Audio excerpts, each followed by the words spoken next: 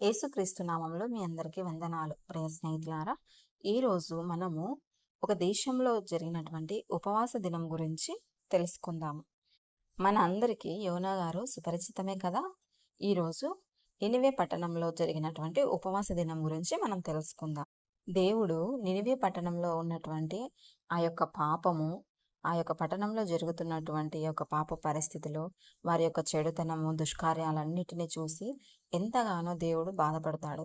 అప్పుడు యోనా గారికి చెప్తాడు, యోనా, ఆ దేశ ప్రజలకు వెళ్ళి నా మాటగా చెప్పు, మీరు మారు మనసు పొందితేనే క్షమించబడతారు, లేదంటే నా ఉగ్రత ఈ పట్టణం మీదకి వస్తుంది, 40 రోజులలో నినివే పట్టణము నాశనం అయిపోతుంది అని వారికి నా మాటగా వెళ్ళి చెప్పు అని చెప్పి యోనాకు చెప్తాడు. అప్పుడు యోనా ఆ నినివే పట్టణానికి వెళ్ళడానికి భయపడి తార్సీస్కు వెళ్ళే ఓడ ఎక్కుతాడు. అప్పుడు సముద్రంలో మహా తుఫాను రేగుతుంది. ఆ ఓడలోని వారందరూ ఎవరి దేవుళ్ళని వాళ్ళు ప్రార్థిస్తూ ఉంటారు. అయితే యోనా గారు మాత్రము ఓడలోనే అమరలో నిద్రపోతుంటాడు. వాళ్ళందరూ అక్కడ ఉన్న ఇంకొక అతను ఎక్కడున్నాడు అని చెప్తే చూస్తే ఆయన నిద్రపోతుంటాడు.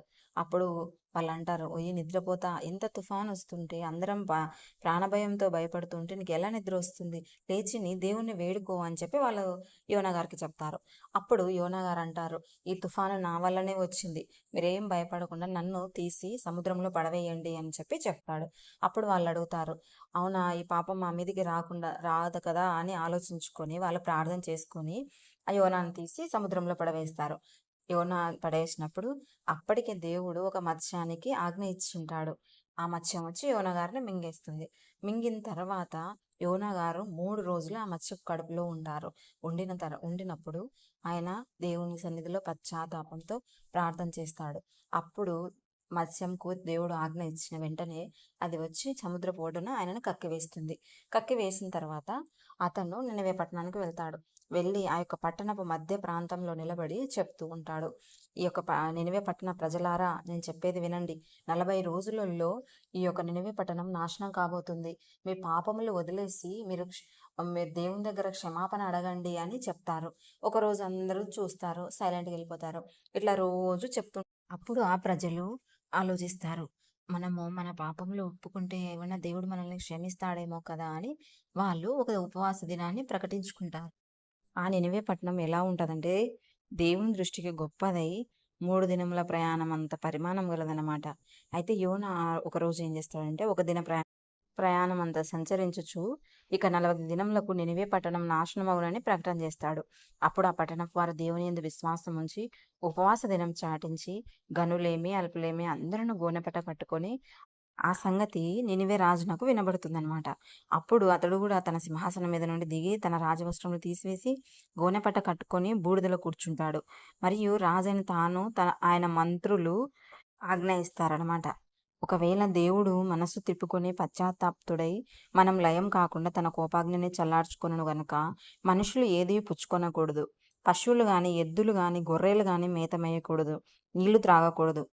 మనుషులందరూ తమ దుర్మార్గములను విడిచి తాము చేయు బలాత్కారమును మానివేయవలను. మనుషులేమి పశువులేమి సమస్తమును గోనపెట్ట కట్టుకొనవలను. జనులు మనఃపూర్వకంగా దేవుని వేడుకొనవలను అని దూతలు నినివే పట్టణంలో చాటించి ప్రకటన చేశారు. ఈ నినివే వారు తమ చెడు నడతలను మానుకొనగా వారు చేర్చిన క్రియలను దేవుడు చూచి పశ్చాత్తాప్తుడై వారికి చేదునని తాను మాట ఇచ్చిన కీడు చేయక వదిలేస్తాడు. ఆ పట్టణపు వారిని క్షమించి వదిలేస్తాడనమాట. అప్పుడు యోనా గారు ఏం చేస్తారంటే, ఇంకా నాకు తెలుసు దేవుడు ఇట్లా క్షమిస్తాడని, అందుకే నేను రానన్నాను అని బాధపడుకుంటూ వెళ్ళి ఒక ఒక తూర్పు పైన ఒక పర్వతం మీద ఉండి చూద్దాం ఈ పట్టణం పరిస్థితి ఏమవుతుందో అని చెప్పి చూస్తూ ఉంటాడు అనమాట. అప్పుడు ఎండవేళ అయినందుకు తనకు అలసిపోయినట్టు నిద్రపోతాడు. అప్పుడు తను పడుకున్న చోట ఒక సొర చెట్టు మొలిచి ఆయనకు ఒక పందిరిలాగా నీడలాగా ఉంటుందన్నమాట. అప్పుడు మెలకు వచ్చి చూస్తే అబ్బాయి సొర చెట్టు ఎంత బాగుంది అనుకుంటాడు. ఇంకా ఎండ పెరిగే కొద్దీ ఏం చేస్తాడంటే సొర చెట్టు ఎండిపోతుంది అనమాట. అప్పుడు బాధపడతాడు.